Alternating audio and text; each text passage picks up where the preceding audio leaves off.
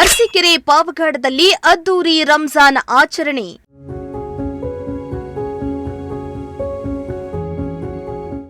ಸಾಮೂಹಿಕವಾಗಿ ಪ್ರಾರ್ಥನೆ ಸಲ್ಲಿಸಿ ಪರಸ್ಪರ ಶುಭ ಹಾರೈಕೆ.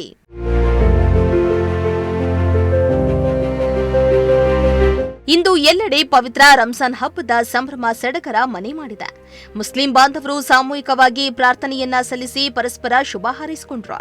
ಇತ್ತ ಪಾವಗಡದಲ್ಲೂ ರಂಜಾನ್ ಹಬ್ಬದ ಸಂಭ್ರಮ ಕಳೆಗಟ್ಟಿತ್ತು. ಪಾವಗಡ ಪಟ್ಟಣದ 8 ಮಸೀದಿಗಳ ಮೌಲ್ವಿಗಳು ಮತ್ತು ಮುಸ್ಲಿಂ ಬಾಂಧವರು ಬೆಳಗ್ಗೆಯೇ ಪಟ್ಟಣದ ಪಶು ಇಲಾಖೆ ಮುಂಭಾಗದಲ್ಲಿ ಎಲ್ಲರೂ ಒಟ್ಟಾಗಿ ಸೇರಿ ಅಲ್ಲಿಂದ ಈದ್ಗಾ ಮೈದಾನದವರೆಗೂ ಮೆರವಣಿಗೆ ಮೂಲಕ ತೆರಳಿ ಸಾಮೂಹಿಕ ಪ್ರಾರ್ಥನೆ ಸಲ್ಲಿಸಿ ಒಬ್ಬರಿಗೊಬ್ಬರು ಶುಭಾಶಯ ಕೋರಿಕೊಂಡ್ರು.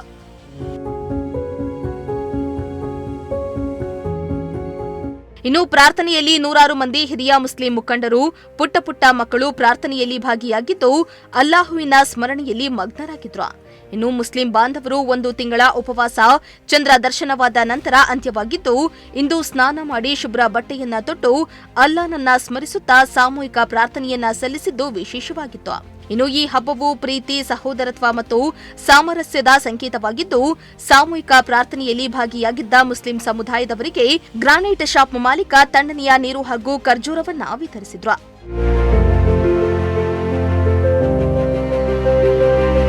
ಇತ್ತ ಅರಸೀಕೆರೆ ನಗರಾದ್ಯಂತ ರಂಜಾನ್ ಹಬ್ಬದ ಸಂಭ್ರಮ ಮನೆ ಮಾಡಿದ್ದು ಮುಸ್ಲಿಂ ಬಾಂಧವರು ಒಟ್ಟಾಗಿ ಸೇರಿ ರಂಜಾನ್ ಹಬ್ಬವನ್ನ ಆಚರಿಸಿದ್ರು.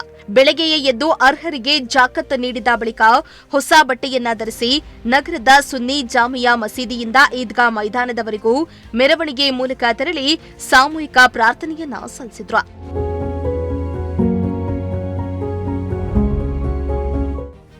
ಇನ್ನು ಸಾಮೂಹಿಕ ಪ್ರಾರ್ಥನೆ ನಂತರ ಸುನ್ನಿ ಜಾಮಿಯಾ ಮಸೀದಿ ಧರ್ಮಗುರು ಮೌಲಾನಾ ನಜರ್ ಆಲಂ ಸಾಬ್ ಅವರು ರಂಜಾನ್ ಮಾಸದಲ್ಲಿ ಪಾಲಿಸಿದ ಶಿಸ್ತನ್ನ ಜೀವನ ಪೂರ್ತಿ ಮುಂದುವರಿಸಬೇಕೆಂದು ಕರೆ ನೀಡಿದ್ರು. ಇನ್ನು ಶಾಸಕರಾದ ಕೆಎಂ ಶಿವಲಿಂಗೇಗೌಡರು ಸಾಮೂಹಿಕ ಪ್ರಾರ್ಥನೆಯಲ್ಲಿ ಭಾಗವಹಿಸಿ ಮುಸ್ಲಿಂ ಬಾಂಧವರಿಗೆ ರಂಜಾನ್ ಹಬ್ಬದ ಶುಭಾಶಯ ಕೋರಿದ್ರು. ಇನ್ನು ನಮಾಜ್ ಬಳಿಕ ಎಲ್ಲರೂ ಪರಸ್ಪರ ಅಪ್ಪಿಕೊಂಡು ಹಬ್ಬದ ಶುಭಾಶಯವನ್ನ ವಿನಿಮಯ ಮಾಡಿಕೊಂಡ್ರು.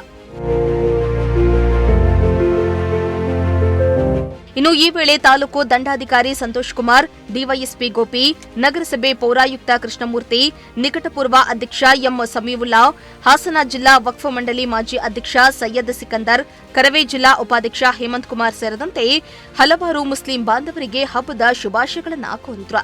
ಎಂಡಿ ನಾಸಿರ್ ಜೊತೆ ಇಮ್ರಾನುಲ್ಲಾ, ಪ್ರಜಾಶಕ್ತಿ ಟಿವಿ.